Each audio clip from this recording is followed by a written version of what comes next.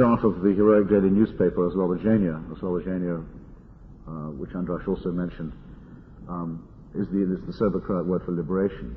It's a paper that, as you also saw, was targeted by a shell fire from the first day of the siege, made a promise to come out every day, has come out every day ever since under unbelievable conditions, often only as a wall poster, but has not yet missed a deadline or an edition. My friend Kamal Kospahic, who's from a mixed marriage, Muslim father, is the editor.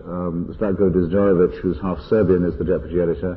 Gordana Knezovic, who's entirely Serbian, a woman, is the other deputy editor. The features editor is a Jew, and so on. It's an example in practice, if you will, of what can be done and of what the essence of the Sarajevo style is and has been.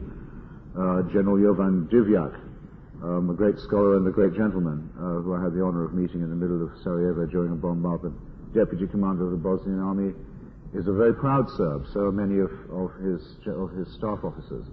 These are men who, for years before this happened, were listening to the talk in the messes of the officers' corps of the Yugoslav National Army, and were increasingly horrified by the way that army was being taken over from within by a conspiracy of Serbian nationalist officers who were defaming the idea of a national army for their own sectarian purpose. And Divjak told me and others that they knew the day would come they would have to desert this army and take their side with Bosnia, and to their credit and heroism they have, and still.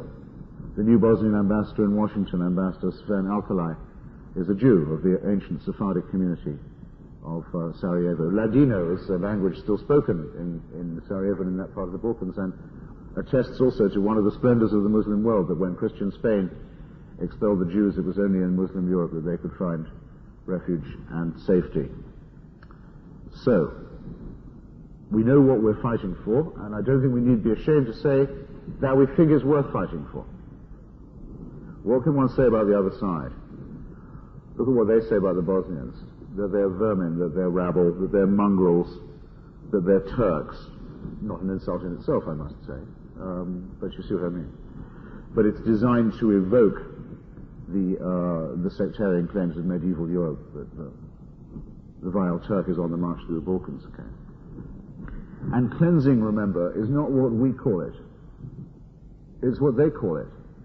Ethnic cleansing is not the term given by horrified humanity to what it sees going on in Bosnia and Herzegovina. It is the name given by the Chetniks to their operations. I traced the term. I'm very interested in political philology and in journalistic vernacular.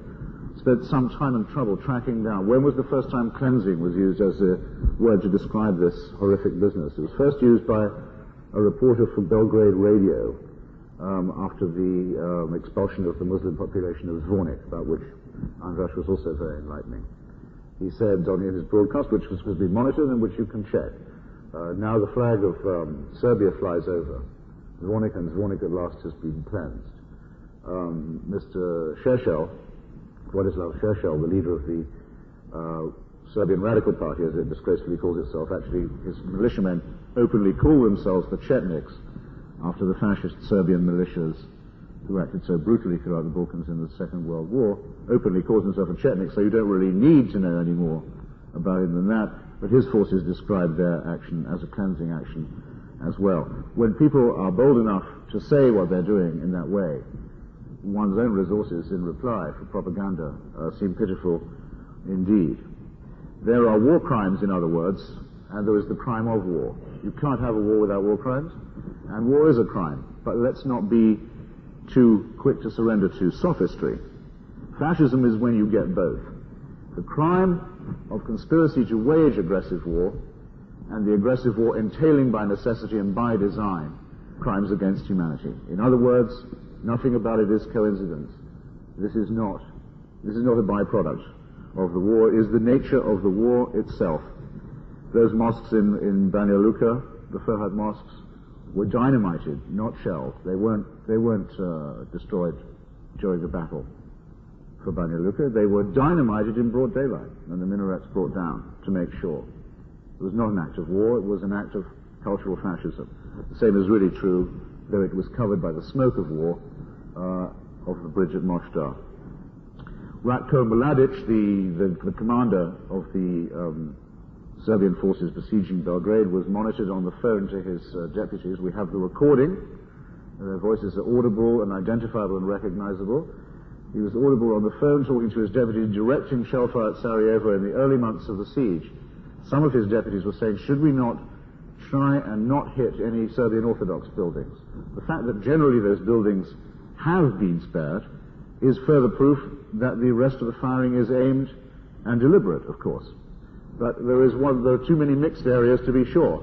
And there was one mixed area about which one officer was saying to his superior, General Ratko Mladic, shouldn't we see if we can be more selective in showing that area? Mladic said, no, burn it all. Burn it all. It's many centuries since that sort of talk has been heard in Europe, actually when Innocent III decided to solve the Albigensian question. And he sent Simon de Montfort and a papal envoy to besiege the Albigensian capital in France. The instructions were to kill all the Albigensians when the city surrendered. De Montfort asked the pragmatic question to the papal envoy, how will we know after they've surrendered which of them are Albigensians? Innocent III's envoy said, we will kill them all and God will know his own. In other words, you have to have a sense of the real degradations of the Dark Ages and the Crusader era to understand the degradation of religion and nationalism that is involved in the Chetnik assault on Sarajevo. Yet these people I've been mentioning, Karadzic, General Mladic and so on, are for this reason wanted men. They're not sure to which countries they can travel. When they have to travel, they usually have to get special permission because they're wanted men. They're wanted to be dragged before and indicted before the indictment is ready for them, waiting before the newly convened International War Crimes Tribunal, which it took far too long to reconstitute.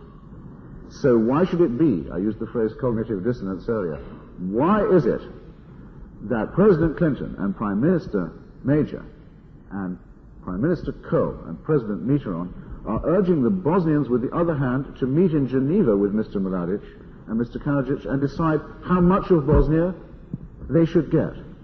Is it possible that we can live with these two policies? Is it conceivable that we are trying to create a Nuremberg, and rightly, for the crimes which we've not found these people have committed on investigation, but which we watch them commit, while we urge the Bosnians to come and divide their country and their people with these criminals? Yet that is the policy of our betters tonight.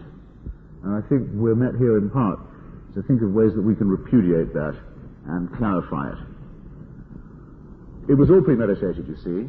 It wasn't just Divjak who proved this to me. It's been shown by innumerable very brave Serbian dissidents that the plan to seize the JNA, to take command of the National Army, was in place several years before the first shots were fired, around the time of the coup within the Yugoslav Communist Party led by Slobodan Milosevic, where he deposed all those who were not faithful to the cause of Greater Serbia. Bosnia, of course, had been Tito's favorite republic. It was the one that was the mini Yugoslavia, the most multi-ethnic, the most loyal to intercommunal harmony. It was also the one most strategic in the case of an invasion of Yugoslavia from outside. It was in the Bosnian mountains that all the arsenals and arms dumps and tremendous reserves for an in-depth people's war had been located, and the JNA knew where they were. And so the JNA began the war, and I mean began the war because it started the war, with all this titanic arsenal intact. That's why they could fire 1 million shells into Vukovar. That's why they can bombard Sarajevo around the clock for 2 years without worrying about replenishment. And the reply of our leaders to that was to pass an embargo on the Bosnians getting the weaponry for self-defense. Sometimes wonder how one can actually sit here or stand here saying this and not, in some sense, weep with shame. I mean, that was our response to that, and it still is. And all of that was done in plain sight, and in plain view, and in deliberative bodies met for the purpose. Now, the same is true, of course, of the massacre camps, the places where the civilians were taken to be herded. There were a lot of civilians. You can't just cram them into the nearest barn or sheepfold. You have to have prepared barbed wire enclosures and bunkhouses and the other appurtenances of a concentration camp some time before. And this was found. My great friend Ed Vulliamy from the Manchester Guardian very bravely went in and found this Campanile massacre, broke the story for the first time with Roy Gutman of Newsday. There it was.